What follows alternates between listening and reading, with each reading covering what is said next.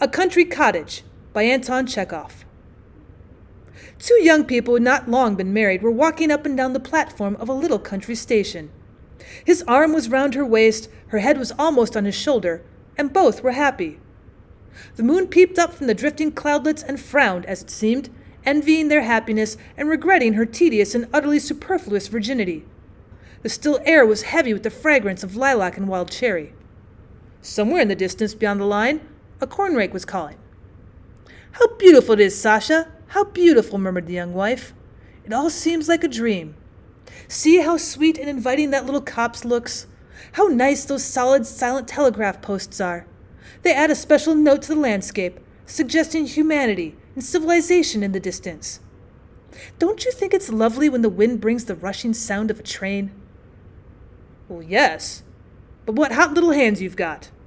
"Well, that's because you're excited, Varya. What have you got for our supper tonight?" "Chicken and salad. It's a chicken just big enough for two. Then there's the salmon and sardines that were sent from town." The moon, as though she had taken a pinch of snuff, hid her face behind a cloud. Human happiness reminded her of her own loneliness, of her solitary couch beyond the hills and dales. "The train is coming," said Varya. "How jolly!"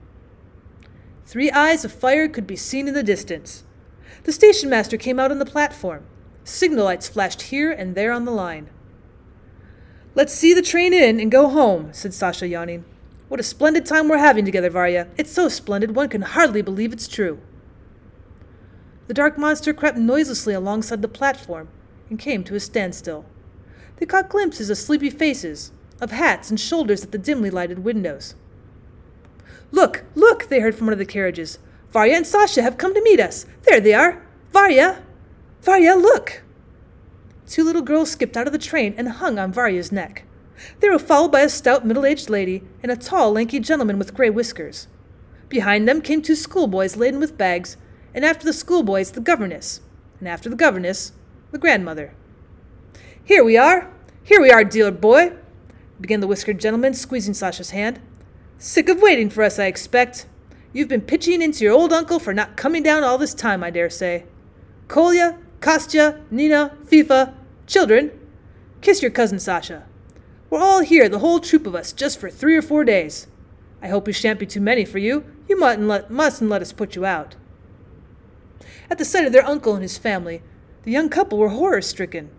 While his uncle talked and kissed them, Sasha had a vision of their little cottage. He and Varya giving up their 3 little rooms and all the pillows and bedding to their guests. The salmon, the sardines, and the chicken all devoured in a single instant.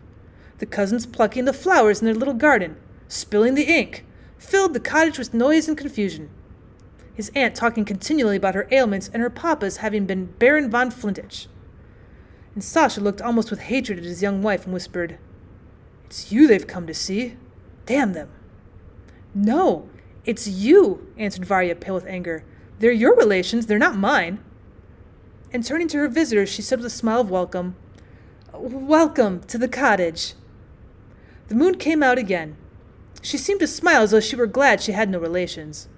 Sasha, turning his head away to hide angry, despairing face, struggled to give a note of cordial welcome to his voice as he said, "It is jolly of you. Welcome to the cottage."